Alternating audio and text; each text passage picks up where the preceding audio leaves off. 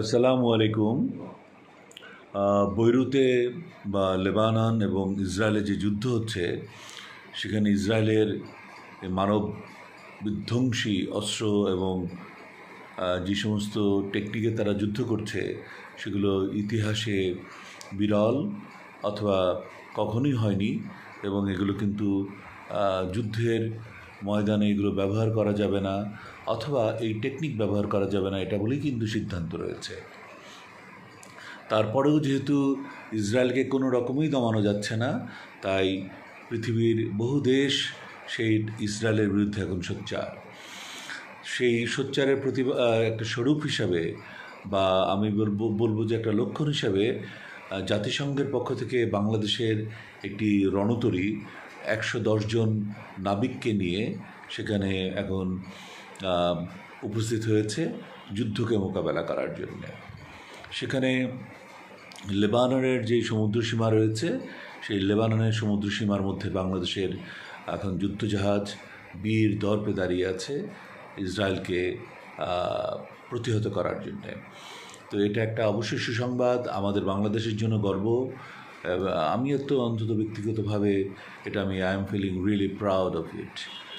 Number 2, দেখলাম যে আমাদের 5 তারিখে যে স্বৈরাচারী সরকারের পতন হয়েছে, সেই 2 মাস পূর্ণ হয়ে গেল।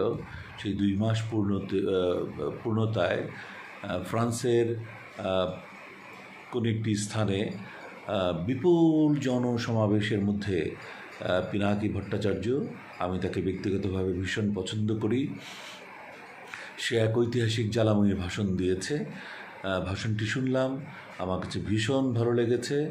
এবং আসলে এটা গণ অভ্যুত্থান বলি, বিপ্লব বলি, সেই ভাষণগুলো কিন্তু এরকমই হওয়া উচিত। সমস্ত হাজার হাজার মানুষ সেখানে ভীষণভাবে পুলকিত, শিহরিত, উচ্ছ্বসিত এবং একাত্মতা প্রকাশ করে পিনাকি ভট্টাচার্যের ভাষণের সাথে তারা সহমর্মিতা, সহমত প্রকাশ করেছে। জিনিসটি আমার খুবই ভালো লাগলো। 3 নম্বর, ভালো লেগেছে যে অন্তর্বর্তীকালীন সরকারের পক্ষ থেকে বলা হয়েছে, একজন সমন্বয়ক বলেছেন ছাত্রদের যে আওয়ামী লীগের বিচার না হওয়া পর্যন্ত তাদের রাজনীতি করার কোনো সুযোগ না থাকাই উচিত। তো আমিও সেটা বিশ্বাস করি। নিষিদ্ধ না করে আওয়ামী লীগের যারা ক্রিমিনালস হিসেবে ধরা পড়েছে, যাদের বিরুদ্ধে কেস হয়েছে, যাদের বিরুদ্ধে কেস হবে, এদের বিরুদ্ধে চলমান থাকবে কেস, তাদের ক্রিমিনাল হিসাবেই চিহ্নিত করা হবে রায় না বেরোনো পর্যন্ত। বিকজ তারা দেশবাসীর, জনতার রায়ে তারা কিন্তু অলরেডি কনভিক্টেড। তো তাদের বিচার না হওয়া পর্যন্ত তারা কেউ কোনো রাজনীতিতে অংশগ্রহণ করতে পারবে না। এমনকি আওয়ামী লীগ একটা বড় দল হিসেবেও আমার মনে হয় এটা যদি সিদ্ধান্তটা গ্রহণ করা হয়, তাহলে খুব একটা মন্দ হবে না যে আওয়ামী লীগ জাতীয় নির্বাচনে অংশগ্রহণ করতে পারবে না যতক্ষণ পর্যন্ত একটা রাজনৈতিক সিদ্ধান্ত তাদের বিরুদ্ধে না আসে, তাদের ব্যাপারে না আসে। 4 নম্বর, আমি লক্ষ্য করলাম বিএনপি কালকে খুব দৃঢ়তার সাথেই জাতীয় নির্বাচনের রোডম্যাপ ঘোষণা করার জন্য বলেছে। প্রায় 15টি বিষয় নিয়ে কথা বলেছে, অত্যন্ত পার্টিনেন্ট। আমি সেজন্য বিএনপিকে ধন্যবাদ জানাতে চাই আমার ব্যক্তিগত পর্যায় থেকে, যে খুব সুন্দর পয়েন্টসগুলো ওনারা তুলে ধরেছেন। যারা বিগত সরকারের আমলে 15 বছর 16 বছর ধরে পদোন্নতি বঞ্চিত হয়েছে, তাদের কথা যেমন বলেছেন, তেমনি রিফর্মের কথাও বলেছেন, নির্বাচন কমিশনের রিফর্মের কথা বলেছেন, পুলিশ ফোর্সের রিফর্মের কথা বলেছেন, সিভিল অ্যাডমিনিস্ট্রেশনের রিফর্মের কথা বলেছেন, সার্বিকভাবে সব কিছুই বলেছেন। কিন্তু আবার এই রিফর্মগুলো তাদেরই করতে হবে, এই ইন্টারিম গভর্নমেন্টকেই করতে হবে, এটা কিন্তু বলা হয়নি।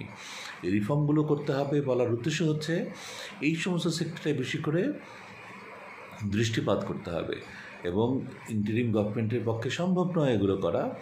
সেই জন্যই নির্বাচনের উপর তাগিদ দেওয়া হয়েছে। তো আমরা যদি আগামী 3-4 মাসের মধ্যে নির্বাচন পেয়ে যাই এবং নির্বাচিত সরকার চলে আসে, তাহলে এই নির্বাচিত যারাই সব ইলেকশন আসুক না কেন, বিশেষ করে আমি বিএনপির কথা বলছি, তাদের ম্যানিফেস্টোতে যে সমস্ত রিফর্মসের কথা তারা বলেছেন, অবশ্যই সেই সমস্ত রিফর্মস ম্যানিফেস্টোতে থাকবে। সাথে আরও অনেক ইস্যু থাকবে ভবিষ্যতে, তারা 5 বছরে কী করবেন না করবেন সেই সব বিষয়ই থাকবে। আমার সাধুবাদ রইল, আমার সম্পূর্ণ আস্থা বিশ্বাস রয়েছে যে যদি বিএনপি ক্ষমতায় আসতে পারে তাহলে তারা অনেক ভালো ভালো পদক্ষেপ গ্রহণ করবেন। দেশ থেকে রাজনীতির নামে সন্ত্রাস দূর করতে পারবে, রাজনীতির নামে অর্থের খেলা দূর করতে পারবে, অতীতে যেটা একটা কালচার হয়েছিল সেই কালচার থেকে বেরিয়ে আসতে পারবে। এবং এটা একমাত্র বিএনপি এখন পারবে, বিকজ বহু বছরের সংগ্রামের মধ্য দিয়ে দুষ্ট লোকগুলোকে সরিয়ে এখন একটা ইন্টারিম গভর্নমেন্ট প্রতিষ্ঠিত করা হয়েছে। এবং এই ইন্টারিম গভর্নমেন্টের আন্ডারে যেই নির্বাচন হবে সেখানে আমি বিশ্বাস করি যে বিএনপি যারা মাসলম্যান বিএনপির মধ্যেও রয়েছে তাদেরকে অ্যাভয়েড করবেন নির্বাচনে, যারা প্রচুর বিত্তের অধিকারী হয়ে অর্থ ব্যয় করে নির্বাচনে নির্বাচিত হয়ে আসতে চান, সেরকম জনপ্রিয়তা না থাকার পরেও তাদেরকেও অ্যাভয়েড করবেন এবং ভালো লোক নির্বাচিত বিএনপি মনোনয়ন দিয়ে নির্বাচন করে নিয়ে আসবে, এটা আমার বিশ্বাস। কারণ বিএনপি সত্যিকার অর্থে দেশকে ভালোবাসে, দেশকে গড়তে চায়। তো আজ এতটুকুই। আপনারা সবাই ভালো থাকুন, সুস্থ থাকুন। আল্লাহ হাফেজ।